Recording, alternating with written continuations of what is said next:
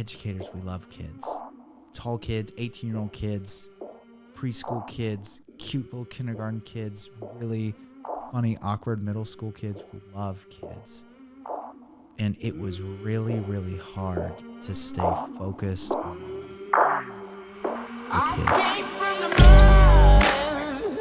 There's dirt on my hands. Strong like a tree. There's roots where I stand.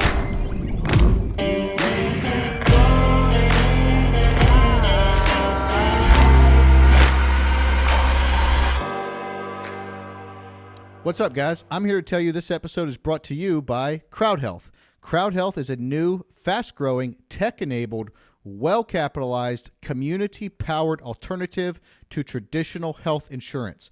Founded by Andy Schoonover, a proven founder and entrepreneur with a successful track record, including a $100 million plus exit. By the way, Andy's been on this podcast in the past. Crowd Health uses the power of crowdfunding, member ratings, unlimited choice, and huge cash pay discounts to provide a simple, considerably less expensive solution to managing your medical bills. Crowd Health gives you full agency and sticks with you no matter where you move or what jobs you take on. You've heard of Big Pharma, but you may not know Big Insurance is actually the man behind the curtain. With 12 of the last 15 heads of the FDA taking jobs in Big Pharma and 64% of its funding coming from private industry, don't hold your breath waiting for the government to save the day. It's safe to say our system's broken. It's time to take your well-being into your own hands, and Crowd Health helps you do just that. You'll pay into your individual account monthly, and if you ever want to leave, you'll simply pay a $250 closing fee, and they will return the entire balance in your account to you because it's your account. Because it's crowdfunded, we all have a vested interest in each other's health. They even cover up to $300 a year in routine wellness visits. So far, for every $100 members have paid into their accounts, an average of only $30 has been paid out. So you can expect to see your money grow in your account over time. Take that, Big Insurance. Join today by visiting joincrowdhealth.com and using the promo code KLP to pay only $99 a month for the first 3 months. That's joincrowdhealth.com, promo code KLP. Joincrowdhealth.com. Get you some.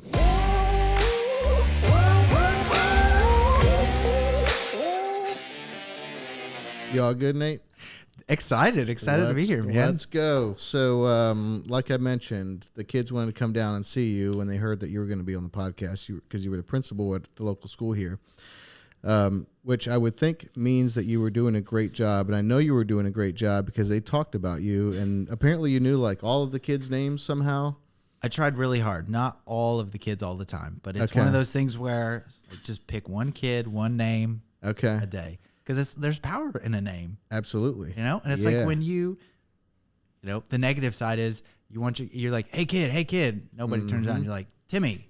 And the same thing. If you want to speak truth into the life of a child, you got to be able to know them, name them. How many kids were at that school?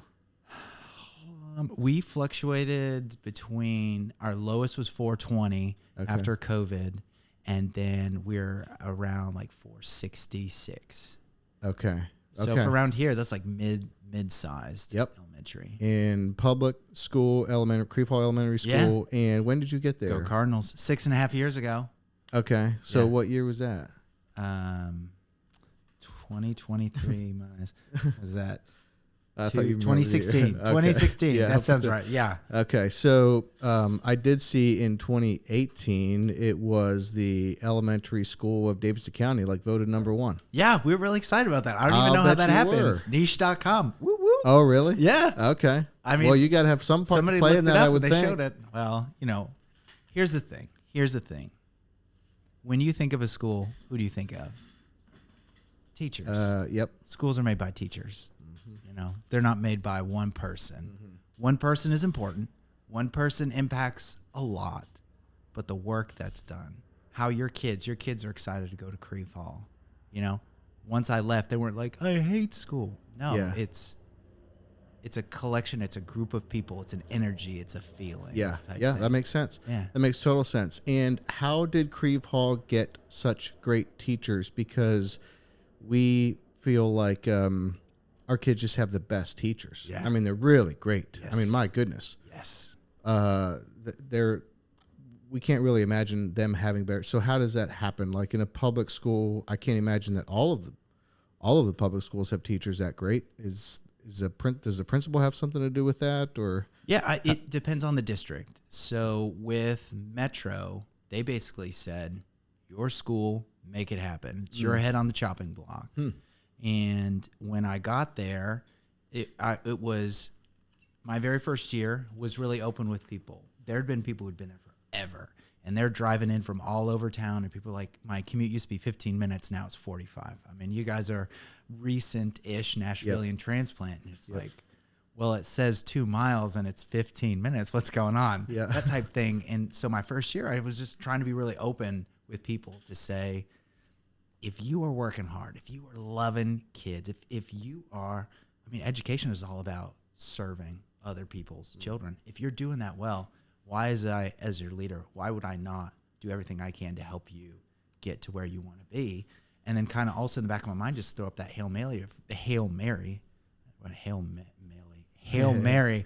to the Lord, just say, Lord, I know you're going to provide great people. Okay. And so the summer of my first year, we lost almost half the staff. And I'm like, well, this was a fun job. I'm going to get fired. Because you were new, you think? So what people told me to my face was, hey, I've got this opportunity. There's a job closer to home. I'm having a baby. Hey, I just want to go and see if this will work. And I'm like, great. But God was faithful. I mean, I really, because I've thought about it a lot, I really struggled to think of, there were so many times over the course of the years, because there's always some turnover, 2-3 people, that type of thing, where I'd be like, there's no way we can replace this person. This is just a huge blow, and it always was. And I can talk about God on your podcast, right? I think that's okay. Okay, all right. Yeah. All right. We've had passes on here before. Great. People have said much worse things on this podcast. I can tell you that much right now. Myself included, I'm sure. Well, I mean, it was one of those things where God always brought somebody in that just knocked our socks off. And I think that was just, again, God didn't design planet Earth around me, but I'm selfish. I think about myself a lot, and I'm constantly looking at my experiences and saying, oh, there is a creator. There is a Father God who loves me, and he's shown that again. I kind of got off topic there. But then the other thing that I did that I think is genius, that I don't think a lot of people do, I told the teachers, hey, who do you want to work with? Who do you know? Who do you know? I mean, smart. Nobody's going to say, like, I've got this really terrible teacher friend that I really like that I want to bring to our team, because I want everyone on our team to be like, how could you bring this person? People are like, no, I know this really good person. They'd love to work here. And so it's public schools, Nashville it's crazy. It's not like how it was where I grew up in Indiana.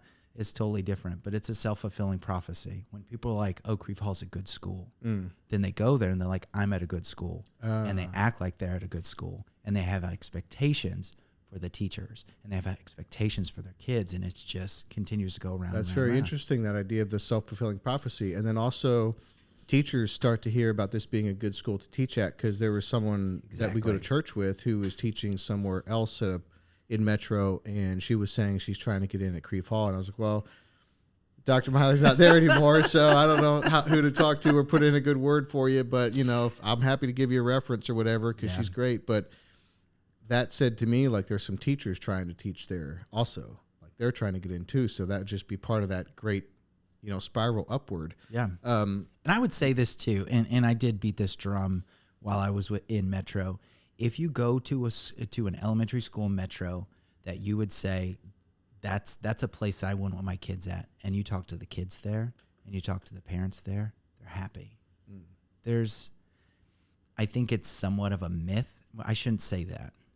There are kids that just come from, things that I wouldn't know how to respond, that I would just lose my mind day in, day out type situations. But overall, I think there are hard situations that schools deal with. I think there are some schools that deal with more difficult more difficult situations, but I don't think there's quote unquote a bad school in Metro. Really? Yeah. Okay. Wow. That's great to hear. Elementary schools. I should only stay in my lane. Okay. Elementary schools. Yeah. Okay. You're like, I even think I'm within, somewhat surprised to hear that. I guess. okay. maybe. So here's a good example of that. So the two main, so Norman Binkley Elementary is less than a mile from Creve Hall. Mm-hmm. The demographics between the two schools. So Norman Binkley was 90% EL, meaning students are coming, they're speaking two languages. So English is not necessarily their first language. 90%? 90%. Whoa. So you think about Creve Hall's 25%. So you think about which cohort of kids we're going to give a test in English, who's going to perform? Mm-hmm. Duh. You know, we should be performing higher. Well, and then you go down the road to over like by the Nashville soccer stadium, Fall Hamilton, they're like 90% kids coming from poverty. And it's like, that's what you get with this huge metro thing. But it's like, I'm trying not to, you don't edit this. I know. Yeah, that's on there forever, man. What are you trying to get rid of? A little verbal tick or what? What's wrong with saying it's like? I just hate it. You don't like when people are like, it's like. I try to sound. Yeah. I don't act professional, so I'd like to sound and dress professional, you know? You dress great. This is my armor. Yep. I don't even remember what I was saying. But anyway, so Norman Binkley. So when I came in, there were families that were actively trying to get out of Norman Binkley to come to Creve Hall. When families would move in, and I would real close to the principal over there, and I would send him the emails of the people, be like, hey, you need to get these people in your building. Because once you get into a place and your kids, if your kids are happy somewhere, even if you think it's garbage, you're going to think twice before you're like, we got to get out of here. That's interesting. Because it's about feelings. We make decisions based on feelings, and schools based on feelings. How long have you been in education, and why did you get into it to begin with? I jumped in right at the gate.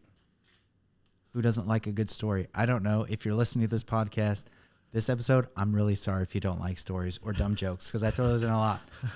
So my dad was a high school teacher, high school football coach. My mom was a high school Spanish teacher. I grew up seeing what growing up in an education family was like. So I was like, I'm going to be a doctor, but I like kids, so I'm going to be a pediatrician. And then in high school, I took biology, and I said, I need to find a different path for my life. And then I turned to what I knew, education. And I really wanted to be a kindergarten teacher.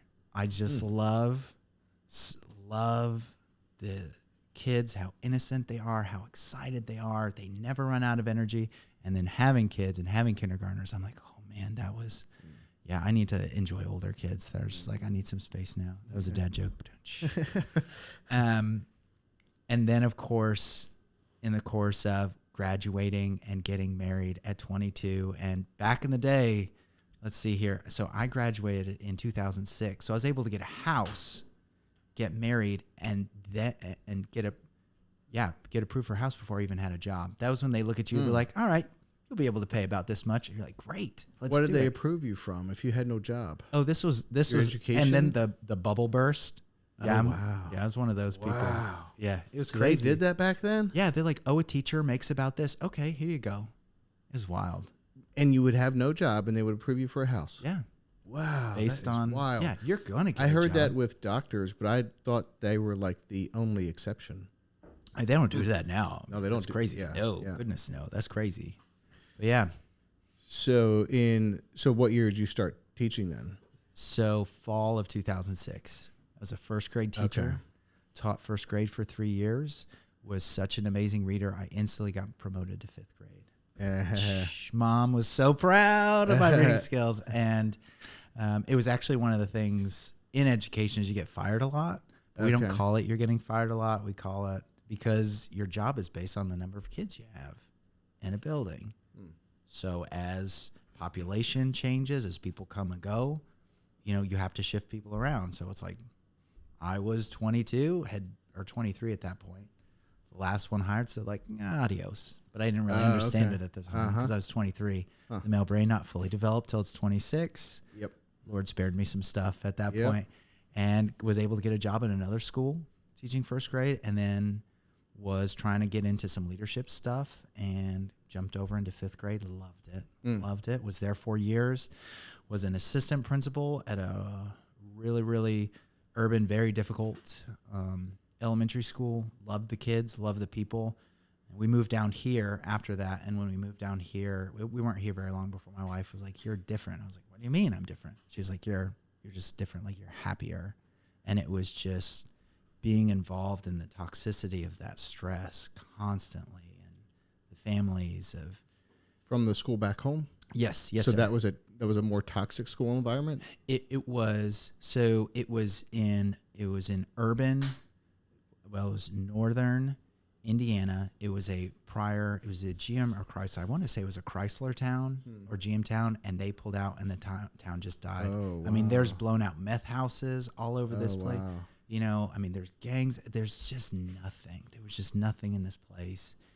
And so going in there, and I remember I had this kid this one day. He just cold cocked this kid in the face, knocked this kid out. And I'm like, what are you doing? And he's like, he said something to me. I'm like, constantly having to talk to kids. And they're like, well, my mama says, if somebody hits me, you hit him back. And I'm like, yes, your mom is right. Like, if you're outside, if you're at the park and you don't have anybody to help you, 100%. But at school, you can't do that. Yeah. At your job, you can't do that. Like, having to teach these kids that there's 2 worlds they have to walk in, and they're like 7 and 8. It's just crazy. Wow.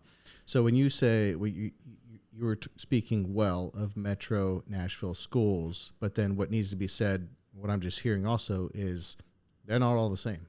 Right. So, someone may choose to go Metro Nashville public school, and that might be a great choice for them. But in other parts of the country, they might have a public school system around them that could be best to stay away from. Is that accurate? Yeah. So it's real 100%. location dependent. So you can't really paint with broad strokes here. You can't. And it's how are schools funded? Schools are funded from federal dollars, but a lot of it is local dollars. So for a lot of places, it's property tax. Mm-hmm. And every time they try to raise a property tax in Nashville, I'm like the only person who's like, oh, I'm okay with that. Okay, yeah. Because the net result is going to be good for the local schools? Right, because I know that money is going to support police officers, firefighters, mail, library, and kids' education. Yep. Okay, so then fast forward to January this year, you got a job at Christ Presbyterian Academy. Yes. Which is, I would think congratulations on that hire. I mean, they don't hire anyone as head of their middle school, right? Yes, sir. So now you're head of middle school for CPA, which is a big deal, by the way. Yeah. I mean, my goodness, we have a friend who just got hired there as a teacher. Forget the grade. I want to say 3rd grade. Okay. But I forget now. And maybe it was 1st grade. I don't know. But anyhow, it was just to be a teacher. And she is currently teaching at a public school outside of Metro. And, she was really hoping she'd get the job because, that's a great place to work. Yeah. And so they don't hire just anyone to be their head of middle school. So congratulations. They did hire just anyone. I love it. Do you? Is that going well so far? I struggle sometimes how to it's like another planet when we're talking about education. It's not apples to apples. It wasn't something that was on my radar. I wasn't like, I got to get out. I love Creve Hall. 2 of my kids are still at Creve Hall because they love it so much. Oh, no way. Yeah. So we believed in it. When we told our kids, hey, we're going to be transitioning over to CPA, they're like, what do you want to do? And my ones at Creve Hall were like, we want to stay here. And oh, cool. Like, are they staying here for this year, then we'll switch over next year? Yeah, possibly? they're finishing this year. I would think it would make sense for them to go over there at some point, right? Yeah. Okay. My wife and I are trading cars. I'll drive the Manly van next year with all 4 of my kids to school, which is just very cool. Yeah. What are some of the differences? Oh gosh. I guess, or is it really that different? I guess I am curious though. What are some of the differences that you're experiencing? Yeah. We'll start. It doesn't make sense to start serious and then do kind of some of the more Nietzsche stuff, but no, Nietzsche was a guy. Nietzsche. Uh-huh. What's that word? Niche. Niche? More Niche. niche. Niche, yeah. Stuff. Yeah. Yeah. So in any organization, especially a school, you get everybody together in a room and you have to build common ground. And the common ground and the rallying cry in public school is we're here for the kids. We're here for the kids. Everybody's here for the kids. We're doing this because this is going to benefit kids. We're not doing this because this is going to hurt kids or it's not going to help them. And you have to talk about that and you have to reference that a lot. Being at a Christian private school, we take no money from the federal government. We take no money from the state government. So they literally can't tell us anything. They've got no control over us. So when we sit down in a room, we don't have to come to that common understanding because we all have this common understanding that we are here because we love Jesus. Mm-hmm. And it makes everything different. I'm doing the same job, have the same problems, have the same struggles with work-life balance, have the same joys and the same, I don't think I said challenges yet, but if I didn't say challenges, but to be able to do it in a way where I can talk about my faith, in public school, it was always, I want to act in a way so that at some point, this child, this adult is going to say there was something different about him, and then one day they'll say, oh, it was Jesus, he loved Jesus. But I can never say that, where now it's like saying and talking about Jesus is embedded in everything. Mm-hmm. And it's this weird other muscle. It's like I've been a Christian most of my life, I love the Lord, but now in a work setting I'm constantly like, someone's like, oh, can we pray now? It's like, oh my gosh, yes, of course. Like, how did I forget about that? Sure. But then other things, one of the first things, it just blew my mind. And I think this is a great example of difference between public school and private school, is in the workroom at CPA, I was asking somebody, it's like, where can I get markers? I need markers, dry erase markers. And I'm like, oh, and they pull this tub down that was just full of Expo markers. I literally reached my hand down to my elbow in Expo markers. And it's like... In the tub of Expo markers? Yeah, like that many. Oh, wow. That much Expo markers. And it's like... right now, Creve Hall is fundraising so that they have the money to buy supplies and stuff. Yeah. So like, you weren't reaching elbow deep into a tub of Expo markers at Creve Hall. No. Yeah. Yeah. Is it a difference in priorities between the two, or is it just that the private school has so much more money to work with? Yeah. Just more money. One, you're in charge of how much money you have. I think probably per pupil spending, we're probably on the same, and not to get too dorky, but a kid in Metro, anywhere from $10,000 to $12,000 is what you get. So principals have... That's what the school gets paid? Yes. Oh, okay. So you lose 20 kids, you're talking about you're losing probably like, what was that? $240,000. Oh, I didn't know it worked like that. It does. Oh, so you actually get paid by the system per kid. Mm-hmm. Interesting. Okay. Yeah. And then you manage your budget from there down. Yeah. So then it's like, well, we lost kids, so people are going to lose their jobs. Or what we were able to do was we were able to strategically work with the PTO at Creve Hall, who were fantastic, to buy things like supplies, which allowed me, the biggest budget surplus after nobody gets fired. That was always the goal of budget season. Nobody loses their job. The biggest budget I had after that was $30,000. So that doesn't include paper. That doesn't include pencils. That doesn't include computers. That doesn't include software. And then the lowest amount that I had after budget season was about $12,000. You're saying after you paid the teachers? Yeah. Do you have to pay rent, or is it like it's rent free? Like you got a budget for rent out of your $10,000 to $12,000? We don't have to pay that, but we did have to pay per copies. What do you mean per copies? So every copy that the teachers make on the copy machine, Okay. we get a bill like 3 months later. Oh, it was 'cause the worst. It's like, well, how much? Okay, we always set. It was like $2,500 my first year that we set aside for copies, and then I will it down to $1,500, and then had a new bookkeeper, and Kim's fantastic, and she was like, "We need more money for copies." I was like, "No, we don't, Kim. We can't afford." So it's like you're throttling people on copiers, but then it's like workaround. PTO buys us a like a machine that you can make tons of copies on over and over, but it has to be the same thing. Well, that doesn't count copies. So there's all these little things that just constantly nickel and dime. And if you're a school like Creve Hall, now the other end of that are schools with high poverty, which are called Title I schools. If you're a title school, you get major change because you're getting extra money from the federal government. Oh, you're saying a title school is better funded than a non-title school? Yes, because, think about it this way. When you're dealing with kids who are coming from, think about your kids, right? Your kids are getting experiences in life. They're going to the grocery store. They get to go to work.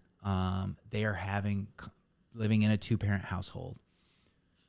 So you deal with kids who are coming from extreme poverty type situations. Well, they may not have 2 parents, or they may, but they never get to see them because they're always working. It takes a lot more money to provide the same level of education, the same experiences. Makes sense. Yeah. Okay. But that's not fun to talk about. Sure. Because it's like, well, I can either knowingly as a dad say, yeah, these kids who aren't my family, who don't live in my community, they need more money. I want them to have more money. It's like, yeah, I feel that way, think that way until I have to cut a check. And then it's like, no, I don't want to do that. That's the rub with education. Yeah, that makes sense. So if it's that different between a public school and a private school, is there still a good case for parents to send their kids to public school if they could, afford essentially to go to a private school? Like, how do you think 100%. about public school, private school now? That's a good question. How do I think about public school, private school now?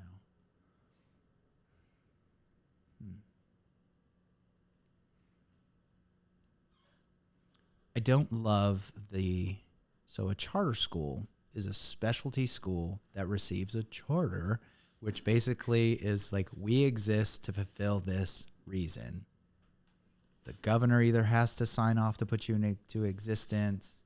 The school board has to put you into existence. When I was in Indiana, there were charter schools like, we are serving only deaf kids. We are trying to fill the niche because we don't believe the public school can meet the needs of these kids as best as we can. I'm like, I love that. Down in Nashville, and again, my oldest kid went to a charter school for a year and a half for middle school. It's like, well, I don't know why they have that. You don't know why they have charter schools? I don't know why there continues to be more and more charter schools. I don't know what is the specific void that they're filling that traditional public schools aren't doing, or even private schools. So, but that's a rabbit trail. I need to stay focused. Well, can I ask you a little bit more on that, though? Because I thought that charter schools were basically this sort of wonderful loophole kind of where you could have a school that's publicly funded but essentially privately ran. Yeah, that's exactly what you can have is. a better run schools was my impression. Well, you can have it run the way you want it to run. So it incorporates a lot of those private school aspects where they don't have to do everything that public schools have to do, but they still have to do some things. So they still have to take state testing, but they don't. I'm trying to think of a good example of some of the things that they didn't have to do, but I can't really think of anything right now. So, but it doesn't sound like you're really a fan of the category for charter schools, which is surprising to me. I don't love. So growing up in Indiana, there was one school system in town. There were a couple, like 3 or 4 private schools, but we just went to the public school. I like the public schools. Both my parents taught at 2 different public high schools. Okay. there weren't any options. And when there aren't any options, you're not disgruntled with what you have. Yep. Whereas it feels like one of the hottest topics in Nashville is, well, where's your kids go to school? Where your kids go to school? Yeah. Where your kids go to school? There's a It's lot like, of school choice here. Right. Right. I feel like it's to our detriment. It comes with a price. So so you do think it can be a little overdone? Yeah. I think there's just so much. And again, I go back to what I was always telling people. I tried to be really honest about our kids' experiences in school, to say at the charter school that they went to, it wasn't a great fit for my wife and I. I didn't love it. I didn't. My kid had an okay experience there, but I knew kids and families there that loved it. Great. So for me, it was always go there, make your own decisions. Don't base it off what I'm saying, because my kids' needs and what I'm expecting from them are totally different. And I think that's where, if you don't know what you want for your kid beyond just what they're going to feel and think when they come home from school, are they going to be seen, known, loved, and valued? There's very few educators that are terrible at that are bad, that are, nobody's in it to hurt kids, but some people do hurt kids. It just, I don't know what I'm trying to say there. Is, well, I think, are you making the point that let's not get too caught up in trying to get out of the traditional public school system, like going to a charter school or going private, because there's great teachers in the regular public schools also? Yeah. Is that one of the points you're driving at? Yeah, that makes sense. Okay, so back to, if there is such a difference between private school and public school, then, or not just private school, but a private Christian school and public school, how should Christian parents like myself think about that? That is a great question. And that is something, do you know Midtown, 12 South? Oh, yeah, absolutely. Yep. Yeah. The church, you mean? Yes. Yeah. Oh, yeah. Yeah. Yep. So Midtown is meeting out of Creve Hall. You know, right? Well, a new location, right? The 12 South location it moved over here, did it? No, not 12 South. They were at Granbury, but now they're at Creve Hall. Oh, instead of Granbury? Because Granbury was doing some construction work. All right. I don't think I picked up on that. I thought they were like having they had a new location. Yeah. Okay. No, just they moved over. So have strong connections with them. Love those guys. Great church, great people. Is Matt Avery that's not the one he's the pastor at, is it? It is. It is? Yeah. Oh, cool. Yeah. He's a part of our gym. That's why I met Matt Avery. Yeah. Good people. Yep. Well, Hal's kid went to the same charter school. He was just in the high school, and he and I were talking. I was like, well, what do you think about this? Just because the school itself, very, very culturally liberal ideas, not necessarily being taught, but being shown and expressed in a way where I was like, I don't know how I feel about this as a dad. I don't know how I feel about people who are acting in a specific way being role models for my kids. But then Hal made the great point. He's like, there's no better place as a Christian to send your kid than to a lost place. And what I had to wrestle with was that idea of, am I brave enough to do that to my kid? And I guess you could say ultimately, when I had the opportunity to jump ship, I did. And I still I still wrestle with that idea of, as a father, I am helping to pick out the path that my kids are going to walk. Sometimes I'm going to make it easier. Sometimes I'm not going to rescue them. Yep. But as a Christian, it's like they need to interact with the world. I don't want my kids to grow up in a setting where they get out in the real world and this is silly, but I don't want them to be weird. I don't want people to look at them and be like, I don't want anything to do with Jesus, you weirdo. Yeah. I want them to be like that salt and light, you know? Yeah. Yep. Let me just randomly throw in parts of Bible verses to save my point. Yeah. You throw in whatever you want, man. okay, what about then for the people that would say, but yeah, you just proved my point, because if you're sending your kids into a dark place to go witness, that's not the, hey, that human should witness at some point, but when they're a child, when they're a kid, that's not when they're most best prepared, like they should be, say, at a Christian school and then grow up, become an adult, and then they can go out and witness. So how would you think about that? I think it comes down to, as a family, you have to know what are your top priorities. And that's not saying, well, are your kids a priority or not? It's not saying, is your kids an education a priority or not? All families, that's important. But it's how does your kid, when they leave school, how do they think and feel? You can be in the most magical place ever, but if your kid is a super introvert and they're surrounded by extroverts and nobody's slowing down to notice them, they can feel just as hurt and lonely and lost in a beautiful place like CPA as they could at a public school like John Overton. It just depends on the kid. I think Nashville has school choice to its detriment, but at the same time, because we have choice, we should use that. And by the way, can you explain what school choice is? And Yeah. Is that for Metro, or is that for the state of Tennessee? Take a step back. So school choice is, you moved into the Creve Hall neighborhood. Some people do that to be zoned and be able to go to Creve Hall.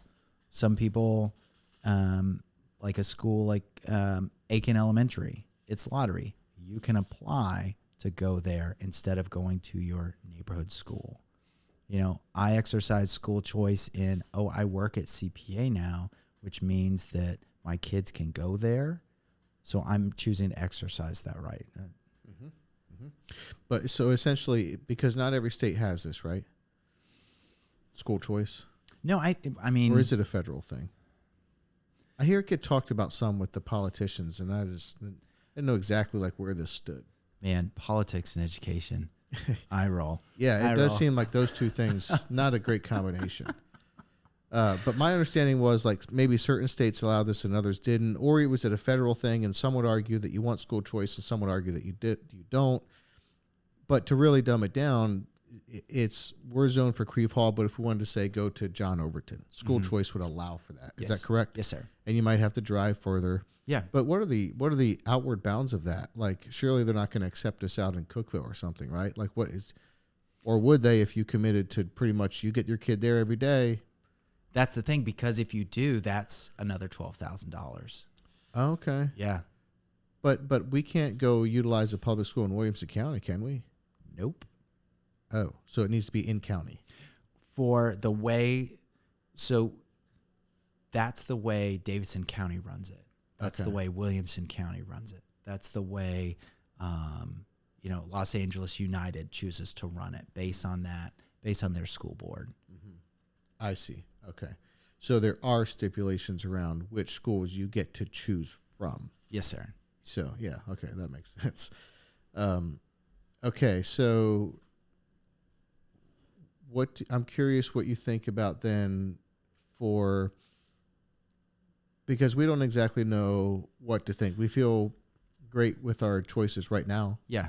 But we'll just continue to monitor and see how things, I think, progress, see how things go, see how the kids are doing, that type of thing. But I mean, I know some people personally who think we are crazy for sending our kids to public school right now. Right. But they don't know, like, it just so happens, and this is not a prerequisite for being a teacher at Creve Hall Elementary. I'm sure it couldn't legally be, but, they don't happen to know that all of their kids' teachers happen to be Christian. Right. And not just like, slapping the sticker, as a title, and walking around, but like actually legitimate, like, oh shoot, these are real Christians. Yes. Yes. Like our neighbor who happens to be a teacher over there, she's legit, So I think, that's our experience is great school, awesome teachers, and mostly they just happen to be Christian also. Yeah. But then some of the people that we know that we think are crazy for sending our kids to public school don't know the teachers, but also I don't want to just ignore everything that they're saying either. First of all, there's some people that would live in a different state, so they're not even in Tennessee. Right. And I would have to think, between Metro and Williamson County public schools, it's a different experience. And I would think between, Tennessee and California public schools, there's probably a pretty big difference also in the schooling. But are there anything that you're aware of in Metro and the public schools that would give us reason to pause, maybe that we're not aware of, just with some of the things you mentioned earlier with sometimes a liberal, well, it's not sometimes, it seems like there is a real liberal agenda going on in a lot of public schools right now for some reason. Yeah. So Williamson County has was it Moms of Liberty, something group, I think it's Moms of Liberty, that have kind of gotten a little bit on the national scene for kind of rising up against some of the curriculum that Williamson County was using, that Metro's using, because it's, this book is a problem. And education it's a cycle, it's a pendulum. You look at different maybe this is just more my theory, but different time periods. I think about the 60s and the 70s when my parents were growing up, and it was like free love, sex, drugs. This is the way. Here we're going to go. The youth of America. Great. And then 15, 20 years later, they're like, that was really, really dumb. Yep. And then, gosh, I'm not sure. I think 80s, I think we got it right. I think we just nailed that. Yeah. And then, but you look at what's going on now with the idea that gender is fluid, which is anti-biblical. I do not believe that. And I don't even know what I'm trying to say. Sometimes I talk and I forget where I'm going. Well, the liberal effects on public schools. Yeah. Is there things that are being taught that we may not be aware of as parents that we would like to know? So I think in any situation where we are trusting our kids to someone else's care, things are going to get caught and things are going to get taught that we may not necessarily agree with. Mm-hmm. Be that a babysitter influence, be that from their friends, some words that they may know. I think overall, painting with a broad stroke, there's nothing, broad stroke, I'm saying nothing. I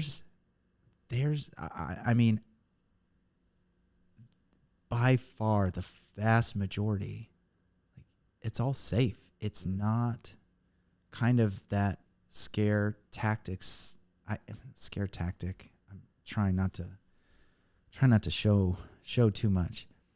There's a lot of fuss. There's a lot of conversation going over in education. I think there always has been, but I think right now it's really become politicized. What book is my kid being exposed to? It was the Seahorse book in Williamson County, because it talked about how the male seahorse carries the baby in its pouch, something like that. It never said seahorses are gay. It never said I read it. Don't male seahorses actually carry the baby? Right. No? Yeah. Yeah, they do. Yeah. And this was a thing in Williamson County that the parents were getting upset at? They did not want that book taught. That was a first grade book. There was a Ruby Bridges book that'd been in schools forever, but it's almost like, okay, wait, now we have this new lens to look at this, and I don't like this, and so we just start, I don't know. Things get really, really crazy. So schools are the whipping boys of the politicians and the American public. So the politicians get to decide what schools do and what they don't get to do. None of them are in schools doing that work. So there are always unintended consequences. I said schools are the whipping boys of politicians, and who else? Listening test. Yeah, no, I don't remember. Can we roll back the tape? We'll tell you in a couple weeks when it comes out. Yeah. Well, who else would it be? The politicians and the parents, or no? No, not parents. No? Because again, it's not the taxpayers, right? There's not a lot they can do. They elect the politicians, and the politicians handle it. Here's what I think some of the problems with public education are. If we are putting our money through taxes into schools, we don't want to waste our money. Nobody wants to say it's a bad investment, but we're talking about children. So when we use the word investment in children, it's already kind of yucky. But there has to be expectations. We have to be looking at what we're doing and saying, are we improving the lives of children? So how do we measure that? Well, we come up with a test. Well, when I first came to Tennessee in 2016, see, now I remember when I came. Yeah. They had just redone the test because so many kids were doing really well on the test. Well, if too many kids are doing well on this test must be too easy, so we got to make it hard. Okay, so we make it hard. So we make it harder. Now the things that we were teaching in second grade, we got to start covering those in first grade. And it's this domino effect because we don't want to give everybody a ribbon. We're trying to measure things that are immeasurable. Like kids who are coming from broken homes have a much different educational experience than your or my kids do. It takes a lot more money. It takes a lot more time. It takes a lot more intention and care to get those kids to the same level, just because these are kids who are worried about, I'm hungry at school. I'm hungry. I can't focus. They're worried about what is someone going to be at home? Is somebody going to be trying to hurt them? They've got to take care of their sibling. They have to navigate a world that I don't even have to navigate. And so it's just not apples to oranges. Nashville, one of my favorite things about Nashville is just how eclectic we are as a city with nations of the world.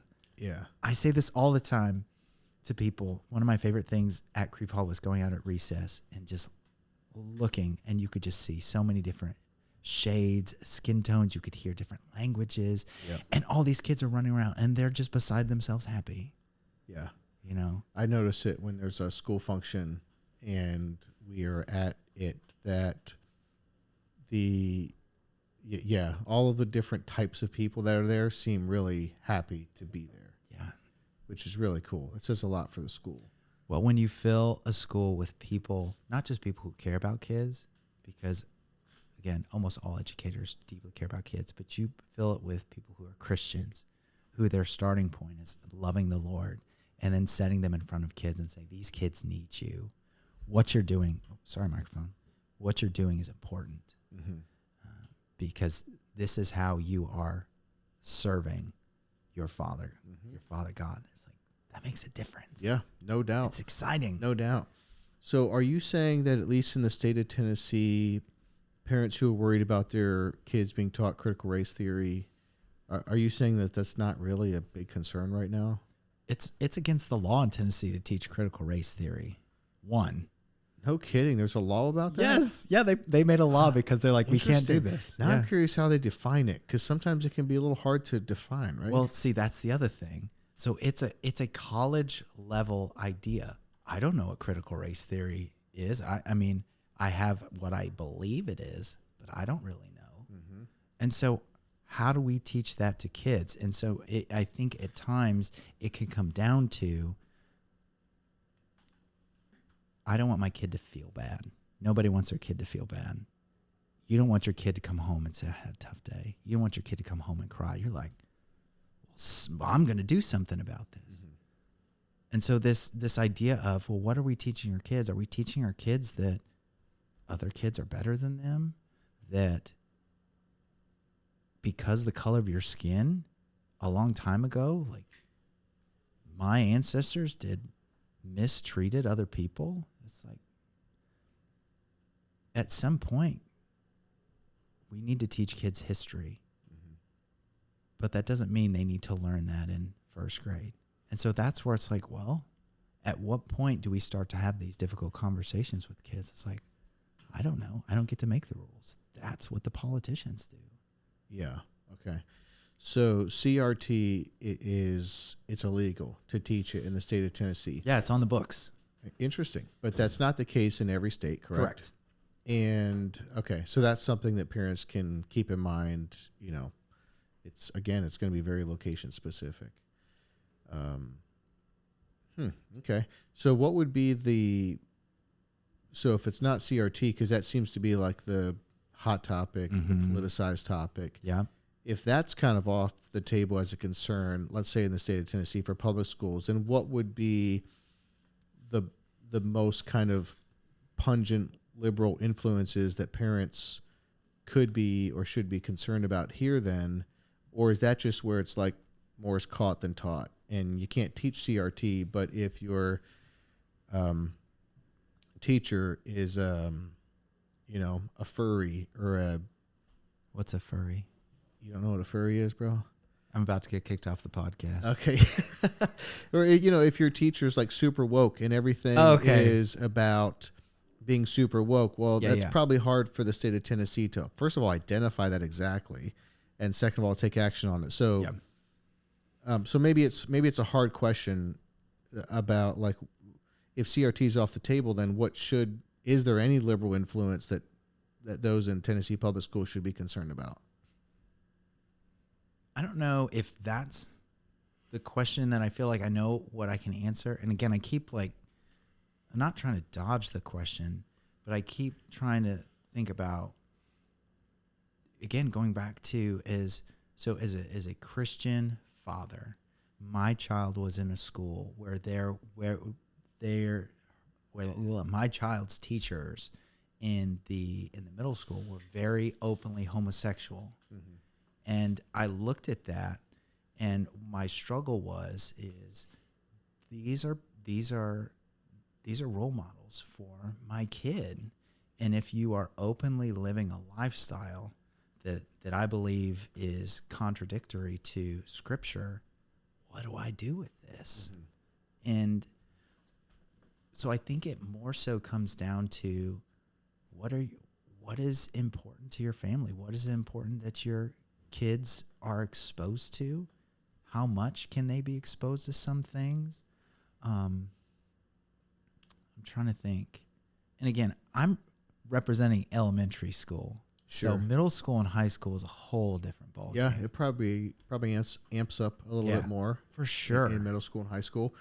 So furry is when you identify as an animal.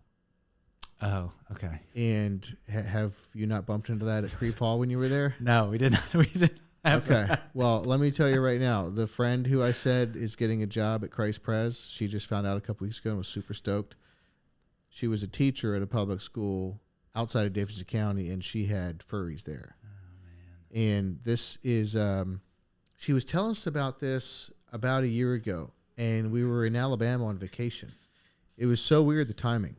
Because she said something about these furries at her school, and then like literally a week or two later, we were in Florence, Alabama on vacation, walking the street, just Marianne and I and the kids, and to get some pizza or something, and there was a sign stapled to a telephone pole that said furry meetup at this bowling alley and whatever. And the first I saw it and didn't give it, I didn't know anything really about it. And Marianne was like, took a second glance at it, and we looked at it further, and yeah, that's what it was. There was a meetup for kids who identified as animals, and it's a real thing. I mean, there is now, I saw on social media, there's this place in the Northeast where you can pay to go be a pig for a day or a couple hours. I don't know how long, but they just put you in this like onesie essentially,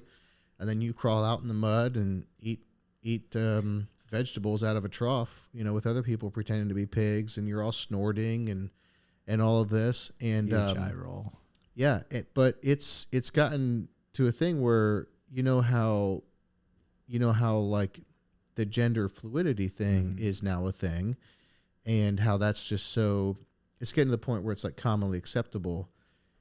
There are places where it's commonly acceptable now that, this kid identifies as a wolf or this kid identifies as a cat. And some of these kids, there was one place that the school either had to allow them or they turned it down. I forget which way this went, but the one kid who was identifying as a cat wanted a litter box in school because she had a litter box at home. So, like, this is like the next frontier. Like the gender fluidity thing, like when you say you had teachers that were gay and you weren't sure the impact on your kid, I'm thinking, well, my goodness, that's like not even, that's like the least of people's concerns now. You know what I mean? So I guess I am curious, and maybe you don't have much experience with this, so it's fine if you don't, but I am curious what your thoughts are on the woke stuff running through the school system today, because it does seem like it's very concentrated in schools. The college thing I get, the high school thing I get less probably. I mean, the college thing just like, that's just where it's going to be, right? Yeah. That's just where it's going to be. So I get that. But it does seem like it has now filtered down into all grades of school where you'll have like a teacher who is, say, transgender and is bringing a lot of attention to themselves. And I guess what I have wondered is, what impact does this have on the kids who show up to school, not necessarily looking to learn more about transgender things or delineate? When they went to this school, they never like signed up to like have to navigate school life with a teacher that's transgender and is making it all about himself. Mm-hmm. And the energy in the room that some of those people seem to soak up because of what they're doing and how much they believe in it and how much they think it's like should be sort of the center of attention. Some of them, and I'm sure not all of them, but some of them, they soak up quite a lot of energy in the room. And what effect does that have on a kid who's going into that classroom every day, into that class, and this is like the center point of the attention day in and day out? What sort of an impact is that going to have on that child's development and education? That's what I wonder. Yeah, and that's the question that we don't know, and that's kind of where I shared my struggle is if you don't have sex education, something that a lot of parents really struggle to talk to their own kids about. And so kids just never find out about sex. And that's why there's such a low birth rate, because kids don't know about this is a joke, guys. Oh, so, like, man, what? Yeah. Like if I'm nervous to talk to my kids about sex, they're going to find out about sex. Right. It doesn't stop them coming under that influence, coming under that knowledge. Exactly. Right. And so when we're talking about somebody in front of our kids who, as adults, we're saying, this is an authority figure in your life. School is someone, we're trusting you with these people. And it's hard because they're strangers. And a lot of times that's what the school setting is. That's what's hard. And so if you don't have those, as parents, if we don't have that home life where we're talking to our kids and we're having these open lines of conversations with them, then we are losing our kids. We are losing them to the influences of, that teacher in that scenario that you described, to their friends at a certain level when they get to be in like the middle school stage. We have to expose our kids to truth, and we have to say, guys, this is truth. And we have to do it in a way that we say, but you still love. God is still love. He still loves these people. He still loves you. But this is something that we don't agree with. Mm-hmm. Here is why. You can still respect this person. You can still be under them. But it's scary because, you and I, we've got little kids, and they don't quite always understand why something may not be okay, because they're so black and white. It's good or it's bad. That's what I think parents should be scared of. And that's why I think parents should, in education, take the opportunities to be involved in their schools, to get to know their child's teachers. It's super easy in elementary school because that's kind of the setting. But in middle school and high school, be involved in your kids' lives. And I know we're totally getting on a parenting route here, but it's this idea of, if my daughter comes home and she's like, Dad, I smoked some pot at a party. And I'm like, oh my gosh, this is the worst thing ever. She's never going to tell me ever again. I'm going to make it very clear I'm not safe to talk to her about it. But if she says that and I scream in my head and I'm like, oh, well, what was that like? That's what we have to do with our kids as parents, putting them into the public or the private school. Public schools are designed to fill a void. I mean, think about it. Grieve Hall, great school, Gruitt area, free breakfast. Is it still free lunch? Yeah, it's still free lunch. I haven't been packing my kids' lunch. We feed the kids. We take care of their needs. We have counselors. We bring in doctors. We are trying to supplement what a lot of kids don't have. And so sometimes there are families like my own that now have this other opportunity. We don't need all that stuff. What we really want for our kids is, we want them to be in a setting that is where our beliefs about Jesus and Christ they're seeing that being lived out. I feel like I keep dropping off at the end. Like I'm like point almost. Like what? I haven't noticed. I think you're fine. But the thing about the school getting $10,000 to $12,000 a year per student, it makes me wonder, like, if there could someday be a thing where, maybe I get some sort of credit on my property taxes. If I didn't want to send my kids to public school because, we're having a great experience and it's free to us. Yeah. But it sounds like it still costs $10,000 to $12,000 per year. And so would there be a way to give me back $10,000 to $12,000 per year, which is way more than I pay in property tax, because property tax in Tennessee is ridiculously cheap. Yes. I'm from upstate New York. Oh, my gosh. Tennesseans have no idea. No. No idea. It's crazy cheap here. And we really like it. Yeah. Cheap. Thank you. Yeah, we do. And, yes. And I'm in Davidson County, and it's still way cheap. And Wilson County, we lived in Wilson County for a bit, and it's way cheaper than Davidson County. Yeah. And Williamson County, I think the rates are even lower than Wilson County. Anyhow, if there was a way to give me back $10,000 or $12,000 a year, if the state's going to spend it anyway, and then let me figure out how to spend that could be interesting. And I know there are some tax credits. They do the voucher thing in Pennsylvania. Oh, there is some sort of voucher thing. Yeah, they're trying to get vouchers pushed in Tennessee. So the only issue with the vouchers are, again, and I'm always thinking, I always come from public school, like the least common denominator. So I'm thinking about our refugee families.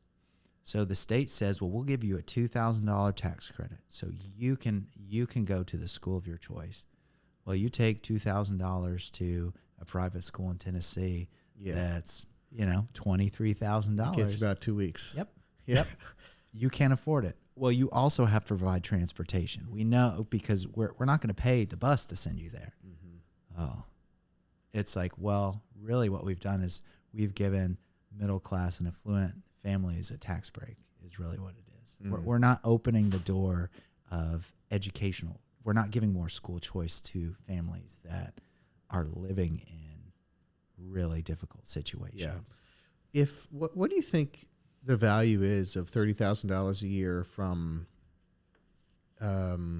say, at least middle school on? Like, is that worth it in some cases if someone can afford that? I mean, is that really, does it change the trajectory of that kid's life? I mean, it can. To the tune of $30,000 a year? It can. Okay. It doesn't have to, but it can. There was who's the religious group that does all of the survey stuff? Anybody know that? Barna? Is it Barna? Is it Barna? Maybe. Maybe Barna's the national one. Anyways, they came out with a study that David Trueblood, David Trueblood from, I can't remember what organization, but he presented it at the church that we go to. And one of the big things that they found about kids not walking away from the faith is going to like a Christian school. Oh, that's and interesting. when I read that, I wasn't at CPA at the time, and I kind of hated it because I was like, but I want my kids to be missionaries. But then it also makes sense. So do I think you are getting a vastly superior education at a private school than a public school? In some situations, yes. In most situations, no, I don't think so. Really? I think what you're getting is you are getting access to more. You're getting access to better facilities. You're getting access to more like-minded people. You're getting more access to teachers in smaller class sizes.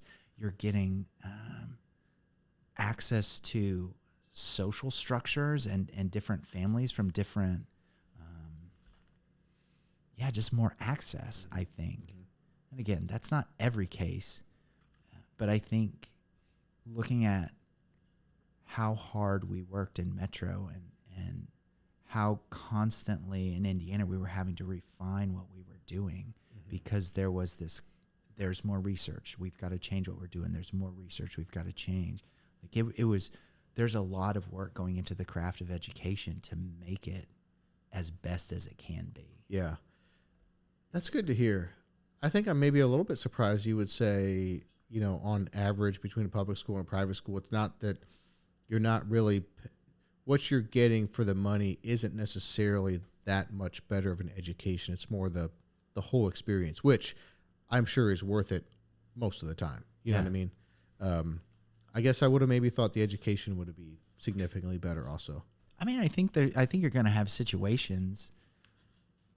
Again, I can think of like a New York where if you're going to a New York public school 60 which has got like a middle school high crime, low parent involvement, truancy issues. You've got kids, just gang violence, that kind of stuff. And you go to whatever the Juilliard feeder school is, that's going to be vastly different. Yeah. But when I think of a place like a school like Creve Hall, it's like, people are busting their tails and it's a really great education. And so how do you compare one great education to another? Well, I did that by looking at expo markers, at the beginning of the episode. That was where I was like, oh, we have so much more access to things here. Yeah. But again, I'm a school guy, and so I'm sure that a lot of people maybe wouldn't agree with that. But the quality of a school is based on the quality of the kids that go there and the quality of the teachers that you have.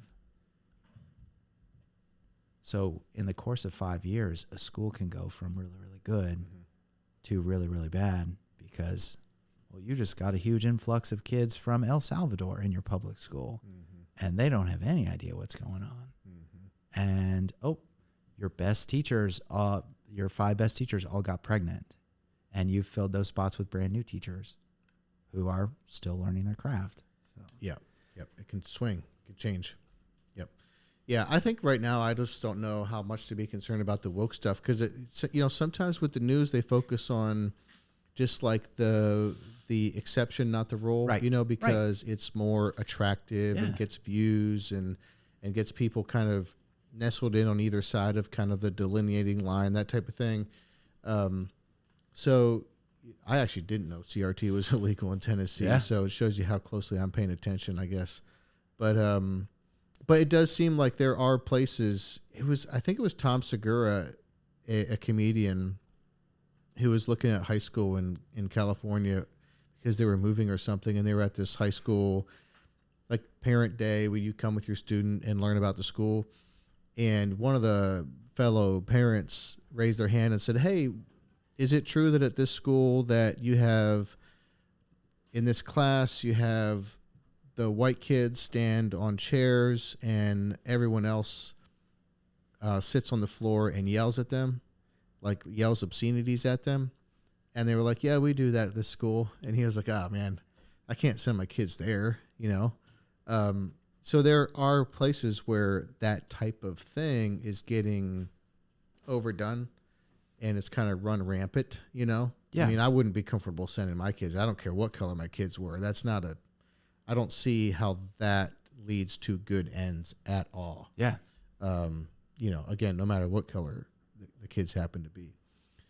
But it does seem like that is the type of thing that tends to happen mostly in these really progressive states like California and New York and some of the others. Yeah. I wanted to hear about what it was like to be a principal during COVID. It was awful. I can imagine. Yeah. It was terrible enough just being a person during COVID. Yeah. I can't imagine being the principal Yeah. of a public school because you're kind of at the whims a little bit also there, right? Like you have limitations to your decision making. Yeah. Might be different if it was a private school again, but this is a public school and you were a principal and COVID happened. So there was a day, 2019, the spring, the shutdown, 2019, 2020, Metro decides you can stay virtual, you can come back. So at this point, This is spring of 2020?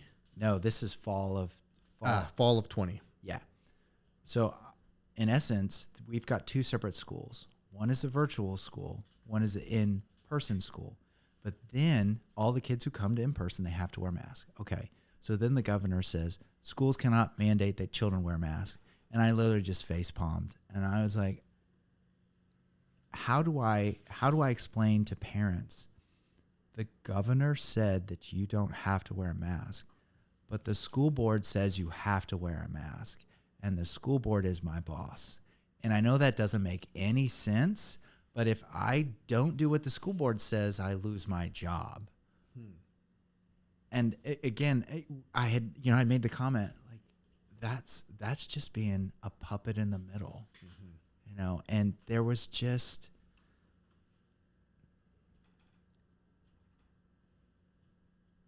educators. We love kids, tall kids, 18-year-old kids, preschool kids, cute little kindergarten kids, really funny, awkward middle school kids. We love kids. And it was really, really hard to stay focused on the kids because they had so much stuff going on at home. They were hurting. We're trying to get a technology infrastructure up and running that we don't have. We have to do school. We know we're doing school not the way that we know kids best learn. It was awful. And I think the hardest year was not the COVID year, but it was the following year when we thought everything was back to normal. And then before, because you guys were there, it was before school even started. I think I like mentally blocked it out, but Metro, we decided that we were going to do something. And I was like, oh no, like we're doing the same thing that we used to do. Was it fall of 2021? I bet you it was. Okay. 21, 22. This is 22, 23. Yeah, last year was so much harder because we all thought it was going back to normal. We all thought we're done with this stuff. And then we weren't. Something did happen. I forget exactly what it was, but you saying that kind of jogs my memory a little bit. We were looking forward to going back to school, thinking for sure everything's going to be fine. But what was it? Because I guess, was it mask related or something? Yeah, maybe. So what else would have been? Yeah, maybe it was we didn't have to wear masks, and then we have to wear masks. I mean, that makes sense. Gosh, we should know. Yeah. Come on, dads and guy who ran the school. Somebody here should know. Dad's a school principal here. I know, right? What were the hot issues for you? Masks, virtual learning, whether we can bring the kids back in person? It was the unknown, and it was parents saying, what are we doing? What are we going to do? And me having to go in front of people and constantly say, I don't know. I don't know. And the Creve Hall community was so gracious, and I was just so unbelievably blessed by how people were so kind and so gracious when I was just trying to be as vulnerable and open as I could about situations. Because, I mean, people trusted me in a time when nobody knew what was going on. The fact that parents were trusting me with their children.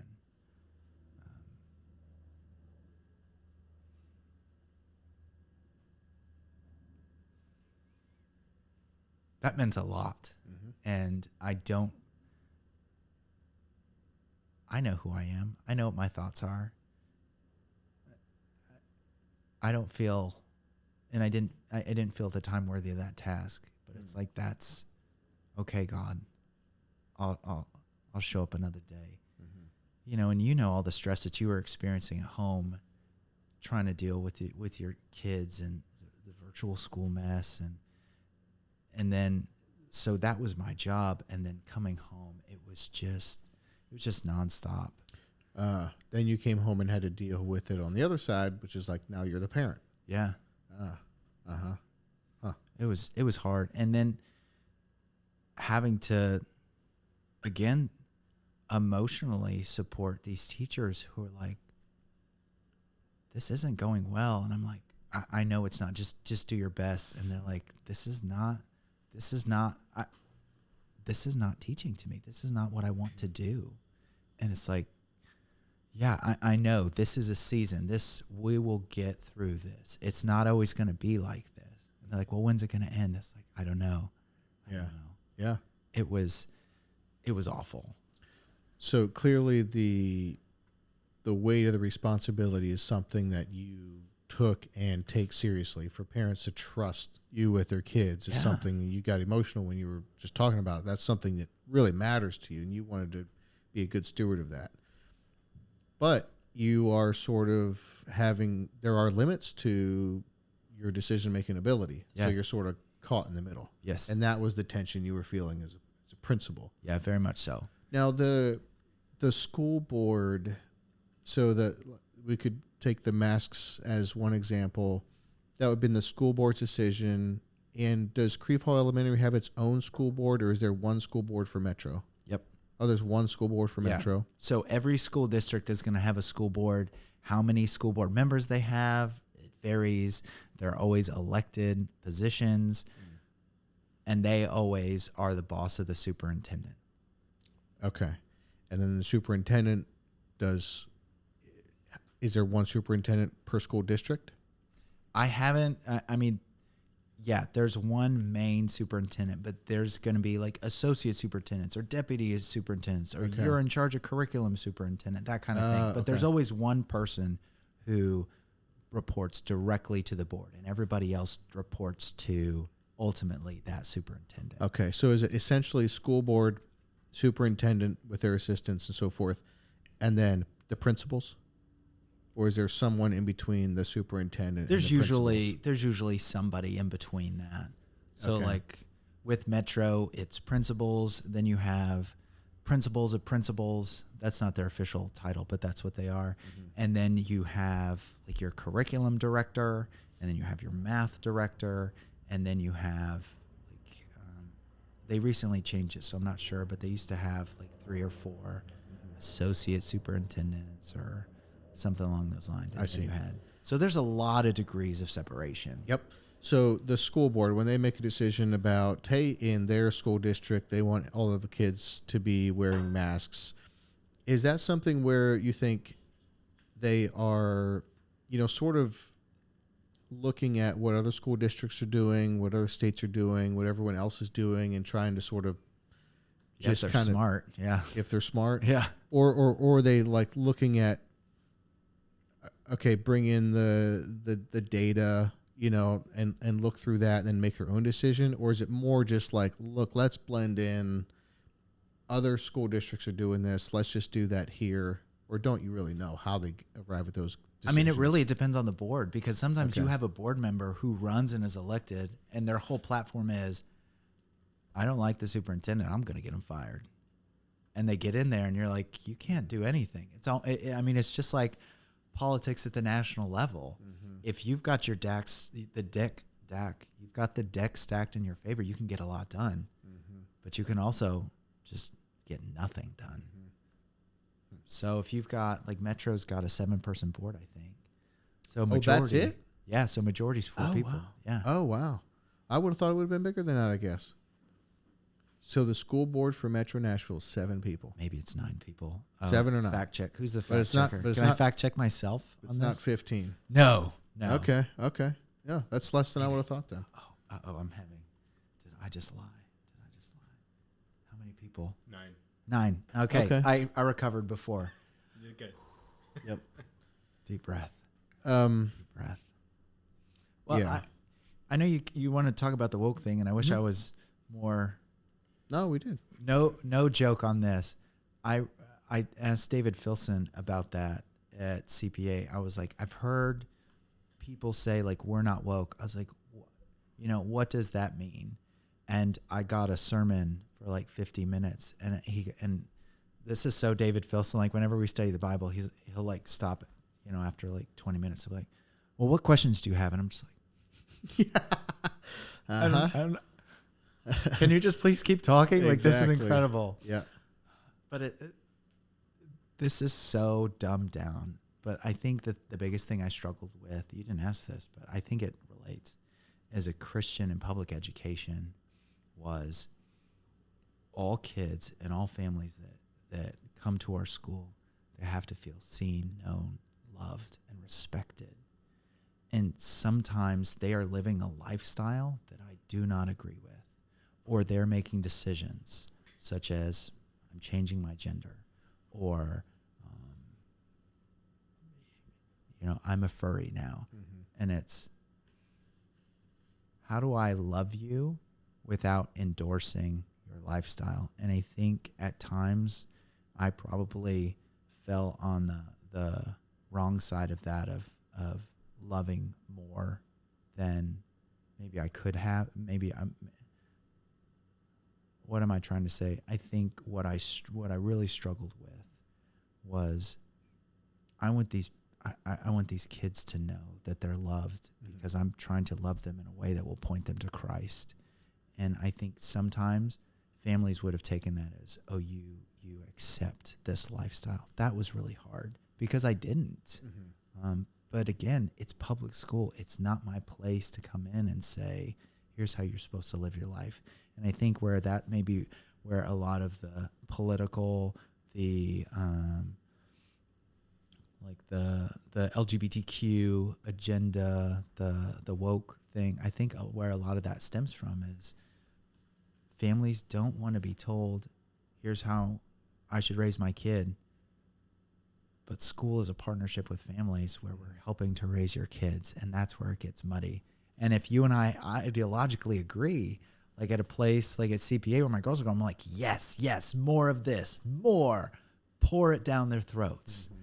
Whereas at the charter school my kid was at, I was like, we need to be careful. We need to be praying about this. We need to be asking good questions to make sure that my daughter is equipped to be in the world, not of the world. That makes sense. And look, I'm a total dummy, and I am not an educator or an expert in that area whatsoever.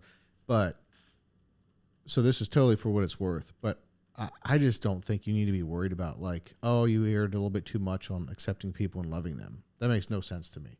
I think in the grand scheme, like, it's going to find its own level, and I think erring on that side is always better than erring on the other side. And I think that I knew, like, you have limitations there as a principal. So when it comes to the COVID stuff, isn't there a verse somewhere like everyone has authority over them and there's an authority over them, and that's just the way it is. I mean, even I knew, like, you weren't calling all the shots there, and so when it comes to someone who is transgender or a furry or whatever, even acting, if they're acting out of line, then of course there's a category for that. But when it comes to, like, loving someone, I don't know. I guess here's what I'm trying to say is, I think that as Christians, way too often we feel, well, first of all, I feel like most people err on the side of not loving and accepting and trying to just get that truth out. They Yeah. just feel like they got to say it. Yeah. Like they got to Yeah. say what they're disagreeing with. Every time they encounter something they disagree with, they feel like they got to say it. And I totally disagree with that. And then they also feel like, well, if you accept them or love them, then that just means you're accepting of their actions and everything. And I also disagree with that. I mean, love is going to win. You know what I mean? And I feel too like this idea of even just saying that love is going to win. Like in some ways, it feels like the left has tried to like co-opt the idea of love, but they can't co-opt love because God is love. Right. You know what I mean? So love is like, this is bipartisan. This isn't like something the left got a hold of and gets to have love, and then we're over here stuck with truth. Yeah. You know what I mean? That's not the way this works. Yeah. So I think, you loving on kids that you may have disagreed with their philosophy or their beliefs or anything like that is something that in the long run is going to pay off, because that is ultimately more powerful, I think, than you trying to let them know how you disagree with everything that you feel like, you disagree with. Yeah. Well, I will accept that. Thank you, sir. Yeah. All right. What else do we want to talk about here? I wanted to ask you, I was curious.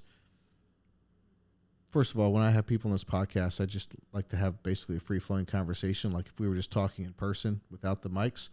But I always do think like, all right, this is a free-flowing conversation, but also I get to ask kind of whatever question I want, you know what I mean, and try to like mine for a little bit of gold here and there if I can. And this is a question that I wanted to ask you. Is there anything that you know as an educator that maybe the average parent does not know but would be helped by knowing? I mean, because I know I know what school our kids go to. I know mostly what grades they're in. I know some of their teachers' names. And every so often I make it to a school function. And, dude, that's about it.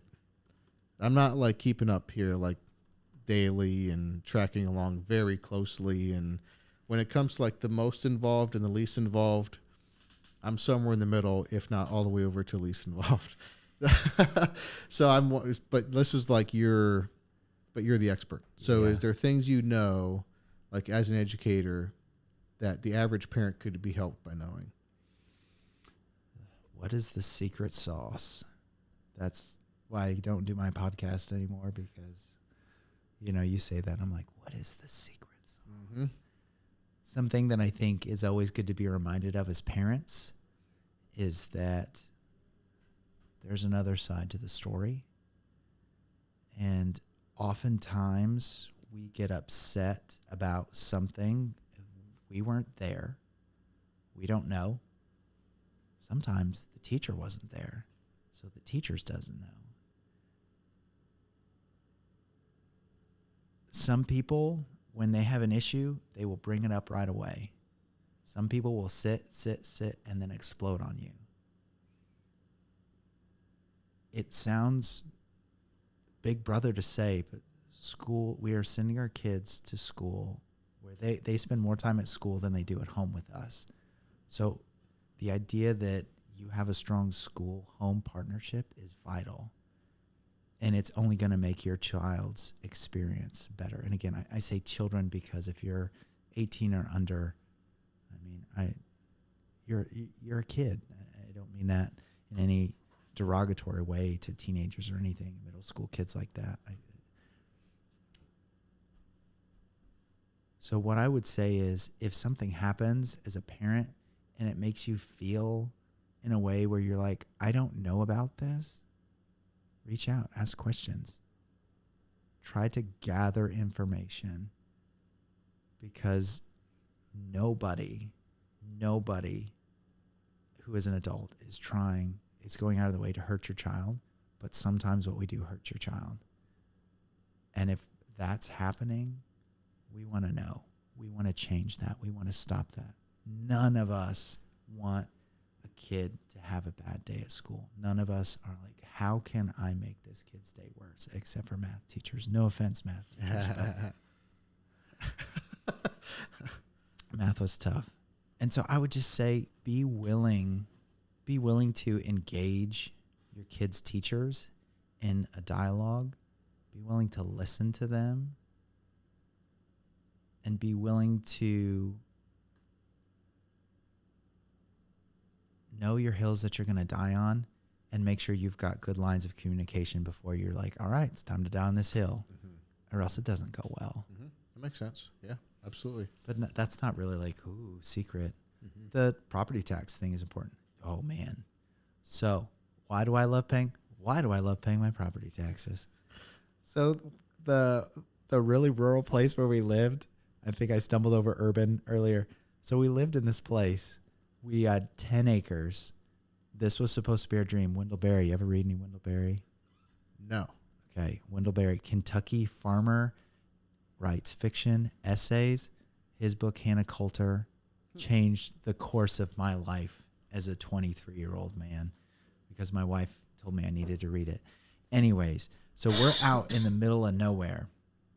You can shoot your gun whenever you want. And I think there's someone in our house. So I call the police, and it goes to voicemail. And that was the day I said, whatever I have to pay for property taxes, I want to pay them. So there's always somebody at the police department who will be like, hello, how can I help you? It's crazy. Yeah. It's crazy. Yeah, it is. You don't need infrastructure until you need it. Yeah. And then you really need it. Yeah. All right. So back on track, the number of kids you have in a public school determines how much money you get. And so it's not always fair. So you want a really good school, you need to have a lot of kids, or you need to have an awesome PTO. You need to have families that are willing to fund some stuff to make it happen. One thing we didn't talk about is homeschooling. Do you think homeschooling is a viable option too, if you have the right things in place? I'm a school guy, so it's like I don't love homeschool. I don't think there's anything wrong with homeschool. I think the where homeschooling becomes a problem is when you decide that you're going to homeschool your kid for a long time, and then you're like, oh, I'm going to put them in high school. Sometimes that's a really rough transition. Okay. The reason I like school is because I like all of the interactions. I like the messiness. I like the relationship components. Like my wife and I, we had talked a while ago just about different options and things. And, it's even like COVID. Can we, just hit the road with our kids and just like homeschool our kids? Because we've got some cousins, they homeschool their kids. It's awesome. I look at their life all the time, just like, that is fantastic. That's fantastic. But that's the path that they're on. Yeah. I think it gets messy when you're like, homeschool, Montessori school, public school, private school. It's like, okay, they're just different. Just jumping around too much. Yeah, there it's can different. be a negative to that. Yeah. That makes sense. You just have to have the right relationship with your kids in order to homeschool. Yeah, is the thing. And it's like, Miley's ain't gonna do that. Okay. Yeah, and I think you have to have a parent or the parents who are doing it right. Yeah. Thankfully, my wife and I are on the same page with this, but we just both know that we would be equally as bad. It's just homeschooling is just not an option for us. I mean, we would be horrific. Well, we'd be the like, worst. Yeah. The worst homeschool parents. Yeah. No, it would not bring us joy. It would be awful. Hey, homeschool some of that bakery stuff coming out of this house. That's yeah. Well, we can look. Mariana can bake some mean sourdough bread, but she has no business teaching our kids. There is nothing that comes out of that kitchen that I've heard or seen or tasted that is not fan-flippin-tastic. Yeah, well, she's talented. That's her talent. She's talented making food, and she has a good taste for it, and she loves to do it. She taught me how to enjoy food. When we first got married, I just ate as sustenance. It was like utility to me, and I still eat like that during the day. Or even at night, a lot of times too. But she opened up a category for me, which is like enjoying really good food, and I just didn't, which is weird to say, but till probably my mid-20s, it it's almost like I didn't taste, I guess. Maybe I didn't have enough of good food. Not a knock on my mom, but yeah, Mariana like got me into like, she turned me into kind of a little bit of a foodie, because there's nothing, I mean, it's like our favorite thing to like go enjoy together. Yeah. Let's just go eat. Yeah. She and I can just go eat food. We're happy. But yeah, I think it helped that she was raised Amish. She got that young start, and I think that helped. And then she just, that's her knack. But yeah, I was homeschooled 1 year as a kid because our little church school couldn't find a teacher. And so we were homeschooled, and I hated it. I hated it with a passion, man. And so thankfully, the next year we had another teacher, and we got to go back to school, and that was very good, because I would have been homeschooling would have been a very bad option for me. Yeah, okay, I think here's what I don't like in school. I think this is a pet peeve. I think it bothers me. I think I've talked a lot about schools, hopefully presented in a way of, you need to go and engage with the school. Your school is going to provide options and opportunities for your kid, good and bad.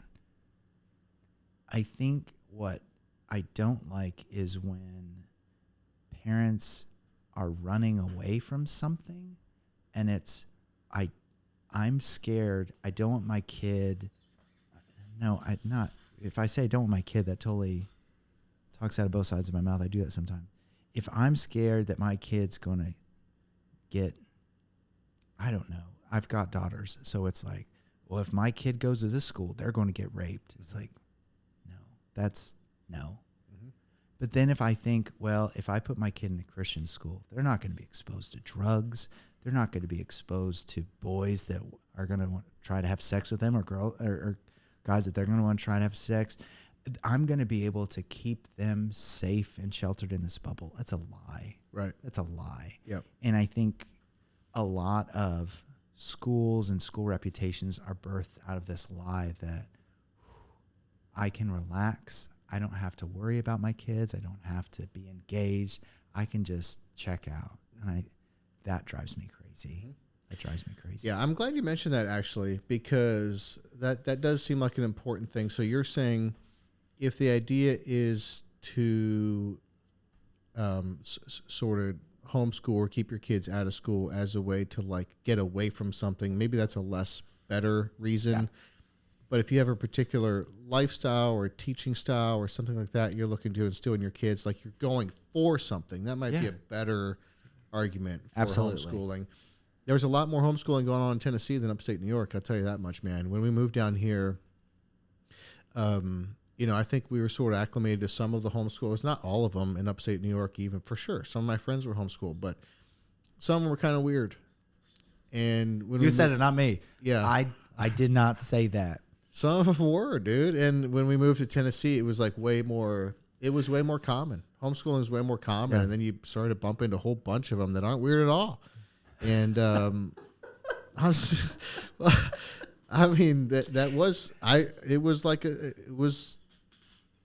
their credit, we moved down here and we bumped into a whole bunch of homeschoolers that weren't weird at all, for sure. And so there's a lot more happening. I think it might have something to do with the state too, because New York is not very friendly to that type of thing at all. All right, man. Man, you had quite the day. I think we were talking about this before the podcast started, but you went to the office. You went to school this morning. What, you were there by 6:45? I left the house at 6:45, so I was there at 7. And then I left school at like 7 after drama practice was over and stuff. And went home for 15 minutes. And came to the podcast. Dried the babies off. Took them out of the bath. Tucked them in. Told my wife, "Hey, I'm going." Yep. Here I am. Well, you had a long day. Thank you very much for being here. I really enjoyed it. I'm sorry I was so dramatic about trying to get this happen. Oh, it was fun. It was like a month and a minute. Yeah. Because I keep track of that stuff. How late I am. Yeah. You were. Yeah, you said your ETA was 8:01. Yeah. But no, it's fine. People reschedule all the time. That's not an issue at all. Anything else you want to talk about on the podcast here while we got you? I love Jesus.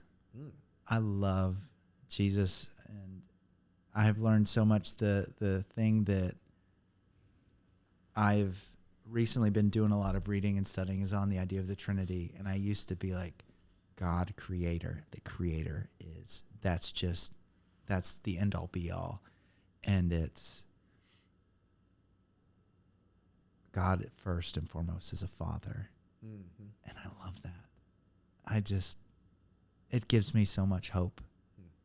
The fact that what Christ says, what is the first command, the most important commandment? Love the Lord your God. And what is the second? Love your neighbor. The reason that we can love our neighbor is because God is love and because he shows us and because as our loving Father, he's there for us. And man, that's just incredible. Yeah. Yeah, it really is something. It really is something. I was just talking recently about, the Christian faith, if you get rid of all of the secondary stuff that people like to attach to it, it is like it's the best case scenario for why we're here, how we got here, where we're going, what all this means, So yeah, I resonate with that for sure. Yeah. Love your kids well. Mm-hmm. Take care of your wife, honor your vows. There's a lot of loser deadbeats out there. We cannot be that way for our kids. Mm-hmm. That's it. Yep. That's about... from the principal. From the principal. Oh, before I let you go, how long you been dressing real nice? Because you've been dressing sharp at Creve Hall the entire time you've been there. And you look great, man. This is a very good-looking outfit. I don't... I do have to push back a little bit. I do dress like a dork. Suits... Not the best fitting, not the most modern cuts of suits. I wear suspenders because I kept forgetting to wear belts. So when I was a 5th grade teacher, 3 other guys and I, we would run like 5 miles 3 days a week, and we had this cold, janky shower that we would jump into. I loved it. I mean, I would pay $500 to go back in time machine and just relive one of those days. Anyways. Wait, what were we doing? You were running with 5 guys and jumping in the shower? Yeah, so that probably didn't translate well. So we were all teachers at this school. We would run in the morning. We'd get there early, run in the dark. Oh, wow. That is cool. And we did it for like 3 years. And so we were really, really tight. And then just showered in like the busted shower down there. So I had to pack all my clothes, and I was always forgetting a belt. And the kids were like, "Where's your belt?" So I was like, I'll show you kids. And I took a piece of brown paper and I made a belt out of it because I thought nobody is going to be able to tell that this is a piece of paper. And that lasted about 2 seconds. And these 5th graders were like, "You're such a loser. You have a paper." I was like, "I'm not a loser. You're a loser." So then I was like, I need to get rid of this belt thing. I need to be non-belt. And when you wear suspenders, you never have to think about a belt. It's a built-in belt. And then bow ties was because I used to wear ties.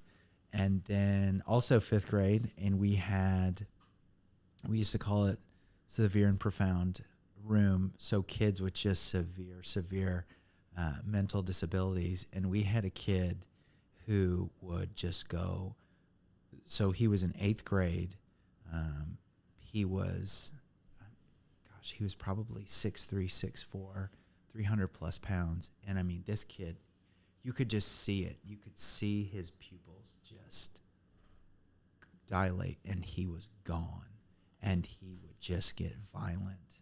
And I mean, when, talk about like demon possession type stuff, I don't think mental illness is demon possession, but I think sometimes it was just like there was darkness. Anyways, so he got a hold of my tie once, and I said, I need some more distance between me and some hands. And so I learned how to tie bow ties. Oh, really? Yes. Oh, you were wearing a tie. Yeah, like necktie. Oh. Yeah, and it was too easy to grab. Oh, man, he got it, and I was like, this is bad news bears for me. Yeah. Bad news bears. So, yeah. Yeah, interesting. That's when you switch to the bow tie. Wow.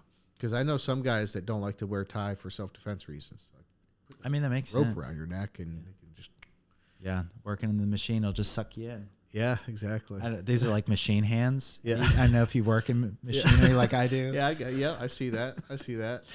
All right, man. Will you go Get some sleep. Thank you very much for being on the podcast. Really Awesome. appreciate it. Appreciate it. This is fun, kid. Appreciate it, man. All right. Bye, everybody. Try to catch me howling at the moon.